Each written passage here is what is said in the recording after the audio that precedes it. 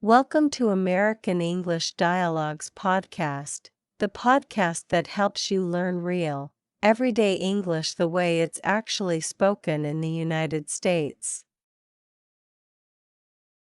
For every episode, we're going to listen to, study, and practice natural conversations between real people in real situations, at work, at school, at the store, at the doctor's office, and everywhere in between.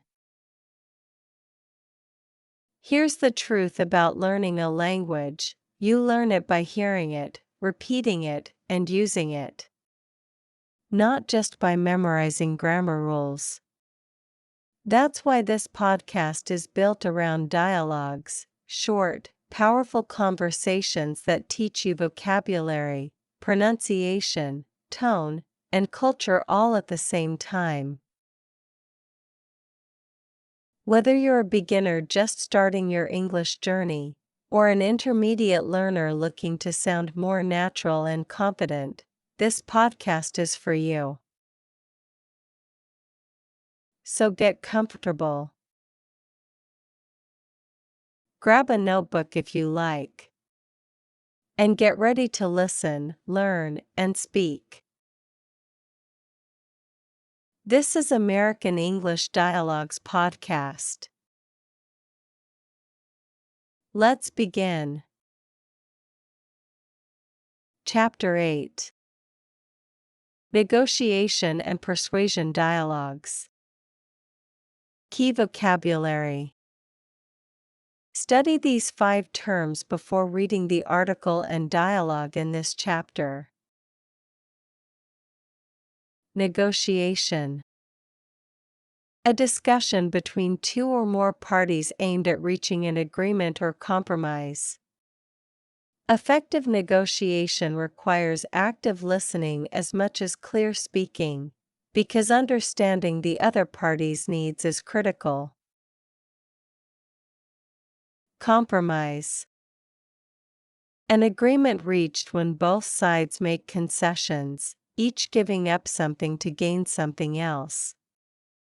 After a long discussion, the 2 managers reached a compromise that satisfied both departments. Persuade. To convince someone to agree with a viewpoint or take a specific action through argument or appeal. She persuaded her team to try the new software by demonstrating how much time it would save them. Concession. A point given up or accepted in a negotiation or argument to reach agreement. Making a small concession on the deadline helped the team secure the client's agreement on pricing. Assert. To state or express a position or claim confidently and forcefully. Learners need to assert their ideas clearly in academic discussions without being aggressive or dismissive. Article. Negotiation is a fundamental human activity, and mastering negotiation dialogue in English is one of the highest value communication skills a language learner can develop. Whether discussing a raise with an employer, settling a dispute with a landlord, negotiating a car price, or persuading a city council to approve a community proposal, the ability to negotiate effectively in English opens doors that grammar alone never could. Persuasion, the close cousin of negotiation, operates through a combination of logical argument, emotional appeal, and credibility. Classical rhetoric, developed by Aristotle, identified 3 modes of persuasion: logos, logical argument; pathos, emotional connection; and ethos, credibility and trust. All 3 appear in dialogue, often within a single conversation. A skilled negotiator presents facts clearly, logos, speaks with genuine concern for the other party's interests, pathos, and establishes trustworthiness through past performance and honest communication, ethos. American negotiation culture tends to favor directness, clarity, and mutual benefit.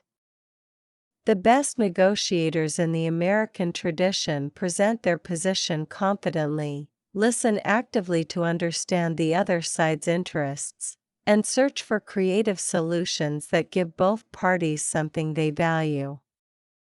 The phrase win-win, though sometimes overused, reflects a genuinely American optimism about the possibility of agreement. For English learners, negotiation dialogue presents special challenges: managing tone to avoid sounding aggressive or submissive, choosing words that assert confidently without offending, and navigating the emotional temperature of a conversation that may have high personal stakes. These skills require not just language proficiency but emotional intelligence and intercultural awareness. Practice in low-stakes settings: bargaining at a farmer's market, asking for an extension on a deadline, requesting a scheduled change at work, builds the confidence and skill set needed for higher-stakes negotiations later on. Dialogue. Read and practice this dialogue with a partner, then analyze the language strategies it models. Negotiating a work schedule change. Employee, Marco. Hi Ms. Reyes, do you have a few minutes?